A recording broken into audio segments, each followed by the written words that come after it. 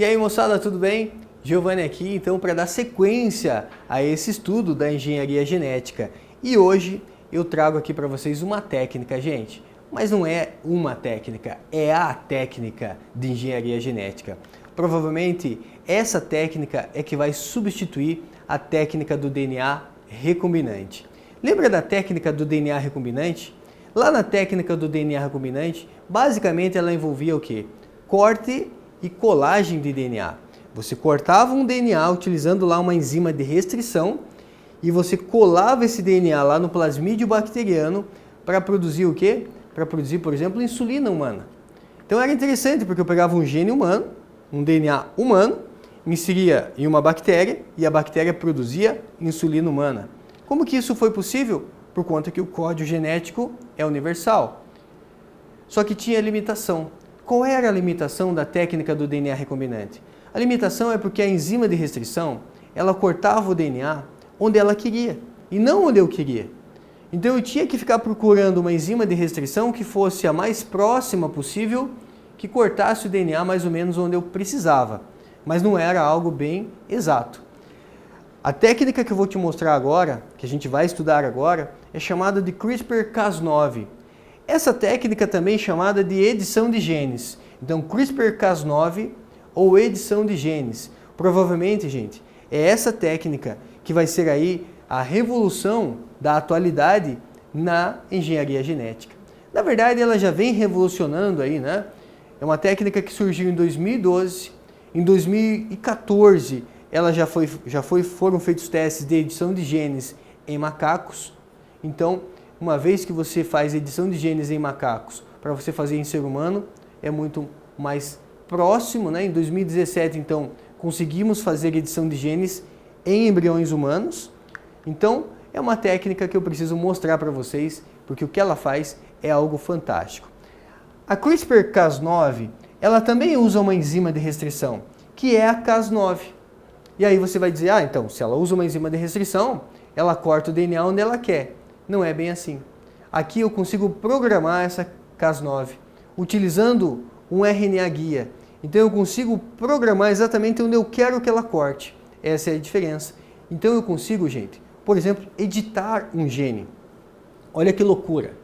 Se o meu olho é castanho, com essa técnica, é possível eu editar o meu gene em relação à cor do olho e de repente manifestar um olho que de outra cor.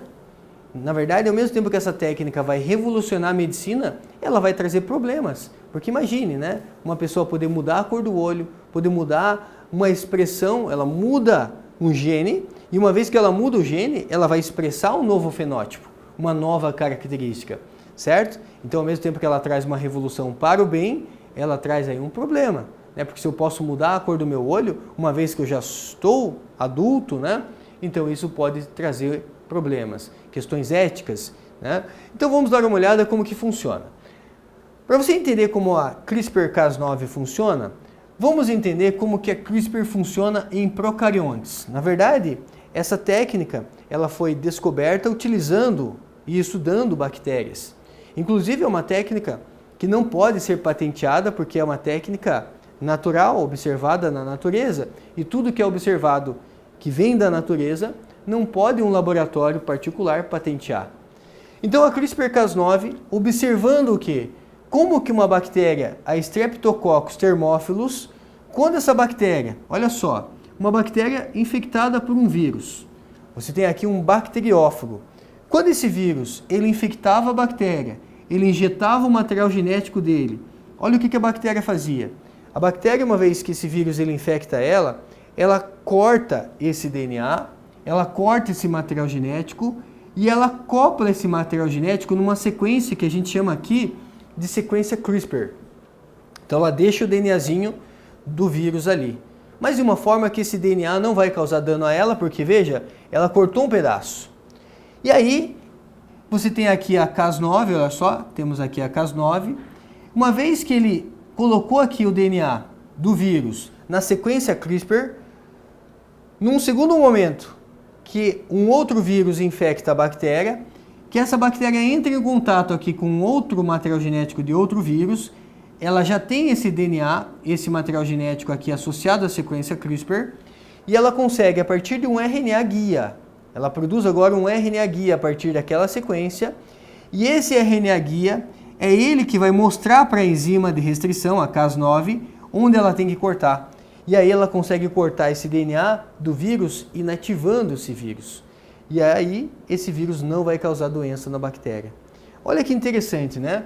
Então, primeiro você tem o ataque do vírus, num segundo momento, a fragmentação do DNA viral pelas enzimas de restrição bacteriana, então ela vai fragmentar, incorporação de alguma sequência de DNA do vírus no genoma bacteriano, numa sequência CRISPR, certo? Então, olha só, segmentos repetitivos do sistema CRISPR. E aí temos um novo ataque. Quando temos um novo ataque, um novo vírus, também bacteriófago, essa bactéria, o que ela faz? Ela faz uma transcrição e processamento daquele DNA que foi incorporado na sequência CRISPR, e nesse momento você tem o quê? Você tem aqui um RNA guia. Então você produz ali um RNA guia que se associa a Cas9. Veja, é como se eu estivesse mostrando para a Cas9, gente, onde ela tem que cortar. É como se eu estivesse programando ela exatamente onde ela tem que cortar. Então eu consigo programar ela para ela destruir, para ela cortar o que eu preciso. E aí, nessa infecção, nessa nova infecção, o que acontece? A degradação Cas-dependente do DNA, né, do bacteriófago. Eu consigo então programar a Cas9. É algo fantástico. Tá, professor, mas isso acontece em bactéria. E o que a gente pode fazer com essa técnica? Então veja bem. Imagine que você tem aqui um DNA, né? E você tem problemas relacionados à mutação, ou à deleção, né? Ou à inserção de um gene. Imagine que eu tenho uma mutação no determinado ponto aqui de um DNA. O que é uma mutação? É um erro. Então imagine que eu tenho aqui uma mutação em um DNA. Será que é possível eu consertar essa mutação, eu editar esse gene? É possível. Professor, mas a Cas9, ela não vai editar onde ela quer? No caso da Cas9 não, porque eu vou programar ela a partir de um RNA guia. Então eu coloco uma sequência nesse RNA guia, ou seja, eu vou programar essa Cas9 para ela cortar exatamente nesse ponto que eu preciso. Então ela vai conseguir cortar e editar esse ponto. Ou cortar fora, ou editar essa mutação. Uma outra forma, né, se eu tenho aqui de repente uma deleção, se você tem de repente uma deleção, é possível você corrigir essa deleção, inserindo aqui no RNA guia a sequência que eu quero corrigir. Ou ainda, né, é possível você inserir um gene. É possível você inserir um gene utilizando o quê? A técnica CRISPR-Cas9. Eu ensino a Cas9, programo ela através de um RNA guia e eu consigo fazer o quê, gente? Eu consigo inserir um gene de interesse. Então essa técnica é fantástica. Olha só essa aplicação aqui, ó. Muitas pessoas são celíacas. Pessoas que são celíacas, elas têm alergia ao glúten. O glúten é uma proteína encontrada principalmente, né, em alimentos aí derivados do trigo. Então, pessoas que têm alergia ao glúten, essas pessoas são celíacas. O glúten causa uma alergia e destrói as microvelocidades intestinais. Consequentemente, a pessoa tem problemas na absorção de nutrientes a nível do intestino e pode desenvolver aí problemas sérios de saúde a longo prazo. Os cientistas fizeram o seguinte, para testar essa técnica, e foi uma técnica bem sucedida, né, um teste bem sucedido, eles conseguiram inativar um gene da gliadina. Para produzir o glúten, eu preciso ter gliadina. O que é o glúten? O glúten é a gliadina mais a glutenina. Então, para produzir o glúten, precisa da gliadina mais da glutenina. Mas se de repente eu inativar a gliadina, o que acontece? Se eu tiver um trigo sem gliadina, eu tenho um trigo sem glúten. E como que os cientistas fizeram isso? Eles, a partir de um RNA guia, eles conseguiram programar uma enzima de restrição a Cas9 e o que ela faz? Ela consegue inativar o gene. Então é possível, galera, eu ativar ou desativar genes utilizando essa técnica chamada de CRISPR-Cas9. Inclusive, essa técnica está sendo testada para a cura da AIDS. Pessoas que têm AIDS, significa que elas já têm o quê? A infecção do vírus no seu DNA. Uma vez que o vírus já está infectado, já infectou uma pessoa, né, e a pessoa já está numa situação em que ela tem a doença, que ela tem a AIDS, eu posso, teoricamente, né, isso está sendo testado, isso ainda não é um fato, mas está sendo testado, só para vocês sentirem o poder dessa técnica.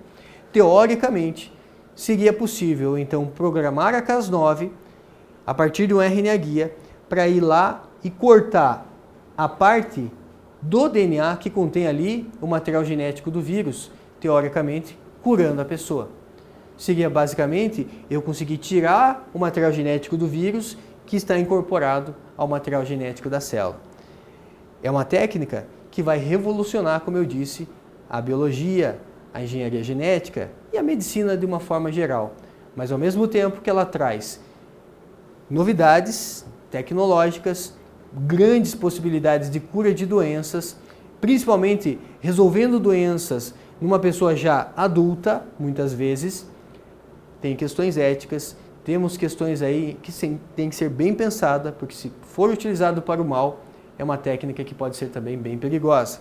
Então fica aí mais uma aula, né? Eu considero essa aula aqui muito fantástica. Se você gostou dessa aula, pesquise, leia um pouquinho mais sobre CRISPR-Cas9. Você não vai se arrepender, é uma técnica muito legal que vai revolucionar a medicina no futuro próximo. Até mais, gente. Tudo de bom para vocês.